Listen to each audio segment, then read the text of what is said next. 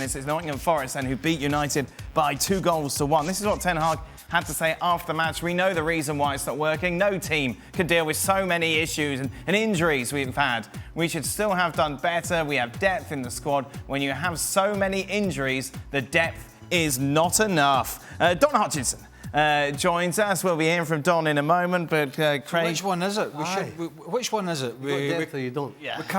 We can't do it because of the injuries, or we should have done better. You know, I think... Look, we gave United praise after the comeback against Villa. And look, second half, they came out in that Villa game, 2-0 down. They had no choice. They had no choice. They had to come out and show some energy, and they did, and they pressed. But if you really peel it back, Villa gifted them a couple of goals, right? Sure. There is no doubt about that. That is factual. Now, you might say United pressured them into the mistakes, but you know, they gave the ball away for 2 goals. They created nothing in this game until, or very little, particularly, created nothing in the first half, very little in the second half until, you know, Matt Turner basically hands them the ball on the plate. So really, I mean, it's not a surprise. They go to Nottingham Forest. It's Nuno Espirito Santo's 3rd game. He's already got to win away at Newcastle by playing a more attacking side. He was going to do the same again. They've got the bit between their teeth. It's one of the smallest grounds in the Premier League, but it's one of the best atmospheres. And you've got to be expecting Forest to be on the front foot, and United are just not up for it. They're just not good enough to do anything else but get the odd win and then see where it goes from there. They're not going to put 4 or 5 wins together, are they? They're just not good enough. But here's the thing. You were so full of praise and we were positive about United. As you say, maybe it was more Aston Villa than Manchester United. But they were so flat in that first half. There was no sign of any sort of momentum, any sort of desire. It's just one change to the side that came back against Villa. Rasmus Højlund, of course, out because of illness. But still, there was just nothing. I'm sorry, but you have to look at the manager.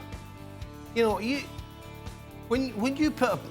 Look, if there's one thing that the manager can't argue is that, man for man, talent-wise, this Man United side, talent-wise, individually, is a lot better than Nottingham Forest. I don't think anybody can argue that. That means it's down to him to get his team in the right frame of mind, mentally, to get after it. The way that Nottingham Forest players had got the right mentality to close the ball down, to win the challenges. I mean, the 2 goals they scored, yes, they're great goals, but the first one is passed from the back all the way forward. It's laid off, and then Dominguez, I guess, puts it in. There wasn't a challenge. There wasn't anybody closing down. They're just all standing off, waiting on somebody else doing it. I mean, the attitude and the mentality of Manchester United is just... It's unacceptable.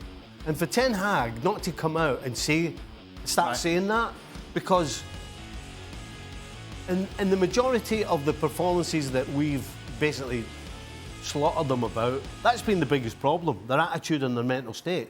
That is absolutely down to the manager. That's a huge part of his job. So, I'm sorry. And as far as us praising Man United, you know, we've given them so much stick because they've been so bad that you almost feel as though you've got to. Because at some stage you've got to give them a bit of credit. But you know what? It's getting old.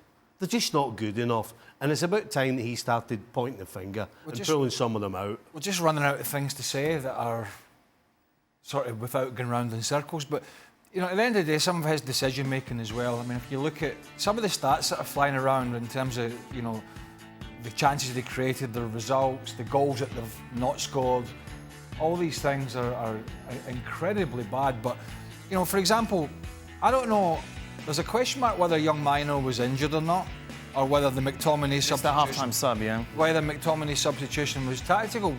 Because McTominay come on and basically tried to sit on Morgan Gibbs-White. And actually Gibbs-White was more effective even without the goal in the second half than he was in the first. And I think you start to question these substitutions, which is not the first time. The other point is, somebody needs to sit all these United hierarchy in a room and say, who was the one that wanted to pay 85 million for Anthony? And whoever puts the hand up should be fired on the spot. Right? Now, they have a player, Nottingham Forest, who was deemed absolutely not good enough in Anthony Elanga, right?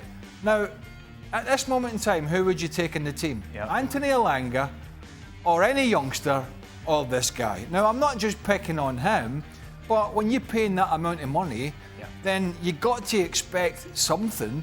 Tell me one thing that he did before he came off injured in this game that had any purpose.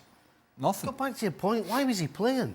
You've got Garnacho who played on his side. That was a spark, in the so-called fantastic second half against Aston Villa.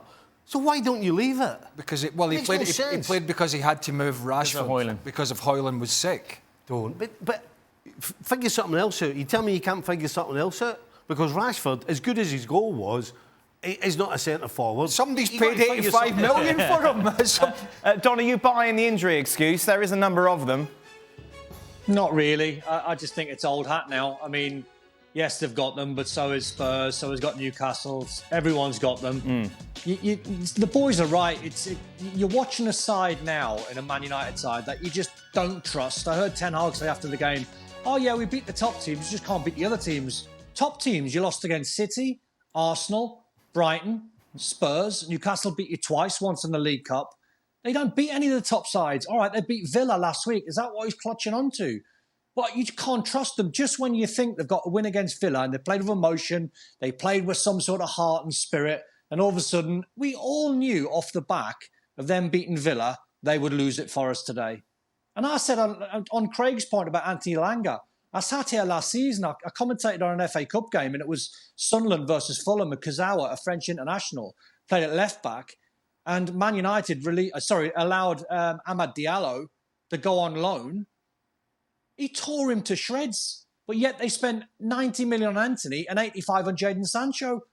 It's staggering the mistakes that's happening at Man United at the top level. Then on Ten Hag, he's got to be at fault at some point. We can't keep sitting here and say, well, he's not the problem. I'd like to think that's the case because he's got loads of them, but he's putting a side out there where I see no patterns of play. I don't know what they're doing apart from waiting for an opposition mistake or a little bit of emotion, whether, you know, they have a second half revival like they did against Villa, or Scott McTominay comes up the bench for 5 minutes against Brentford and scores a couple of goals. I see no plan. Let's just not beat about the bush anymore. Jim Ratcliffe's coming in as he's going to have to be some sort of Superman with Daves Brailsford, who was a cycling guy and blah blah blah. Here's the list of stuff just at this moment in time, right? They've got to fix the stadium or rebuild a new one. They've got to fix the training ground. They've got to sell somehow or get rid of, I don't know, 40% of these players, and they have to sack the manager and his coaching staff because there's a bit of wrongness in everything, right? And the stadium stuff and all that, that's over there, the training ground and all that, right? That's not the reason they're playing badly. But the manager has to take responsibility, and so do the players. So that's how big this is. They have to look at these players and say, right, Sancho, out, waster, right? Anthony, how the hell are we going to get rid of him? Martial, how the hell are we going to get rid of him? Johnny Evans, great lad, great professional. You know, he's going to be, you know, he's the wrong side of 35. Casemiro. You know, Casemiro's on this big, long contract. He's not available. Christian Eriksen is not getting any younger. Scott McTominay does a great job for Scotland, but he's a squad player. The list goes on. And then we get to the manager, and he's out of his depth, right? And there's no point sitting there saying, well, we can't just sack the manager. They come in, if you spend 1.25 billion or whatever it is, you cannot sit back on your backside and go, well, I'll tell you what, we'll give them all another 6 months or another 12 months because it's just going to fester and fester. Some big decisions are going to have to be made at this football club very quickly across the board, and it is going to cost millions and millions more than the money he's already injecting in to the Glazers. Who should they appoint as the new manager, Don? I mean, there's talk of Lopetegui, there's talk of Graham Potter. I don't know, Dan, is the honest truth, because I've still got a feeling that Erik ten Hag is not the problem. I'm clutching onto that. I really am. Why? What have you seen, Don? I think he's part of the problem, Don. What have you seen that's made you hang on to this? It's not so much in what I've seen in Ten Hag, apart from what I've seen last season winning a trophy in top four. But that's gone. That's finished. I'm not really seeing that much of him. But I just think you replace Erik ten Hag with Graham Potter. Is that going to fix everything? Not in my opinion. Lopetegui, not in my opinion. If they went for a fantasy signing like Zidane, that's not going to work neither. Because Craig's right, you're looking at a team and a squad that's a shambles. So you almost sit back and go, well, it can't all be on the manager. He's got too many problems to deal with. It's huge and it's going to take so much time. Sacking a manager and bringing Graham Potter, Lopetegui in, I just think that's sticking a plaster over a massive cut, because it might work for a week or two, but you're still left of all the players that Craig mentioned. It's going to take loads of time and loads of windows. People will say, well, you guys, you're hypocritical because you're saying the squad's not good enough, so how can the man... But as Stevie pointed out, it is still more than good enough to not be embarrassed by Nottingham Forest, Bournemouth at home. And there's been other games this season where they have scraped past through to something magical. The Dallo goal at Sheffield United, the brilliant volley at Burnley from Bruno Fernandes. The list goes on, right?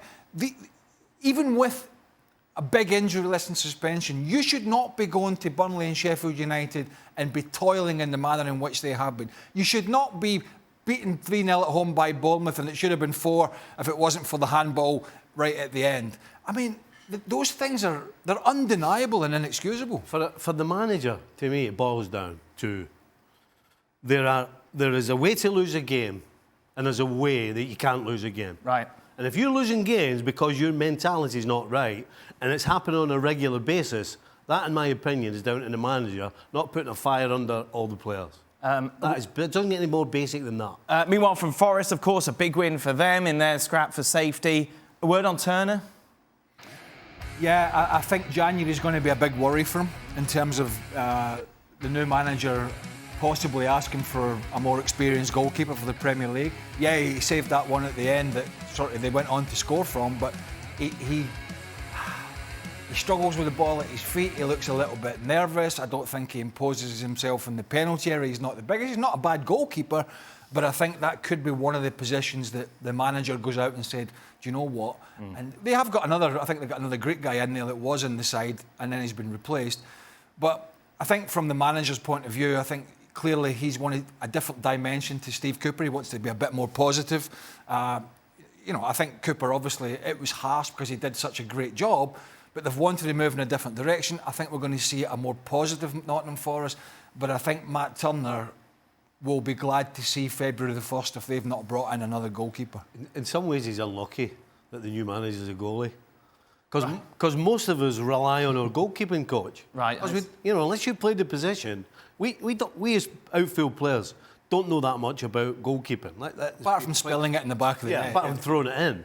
So the fact that Nuno's a goalkeeper is probably bad news for him.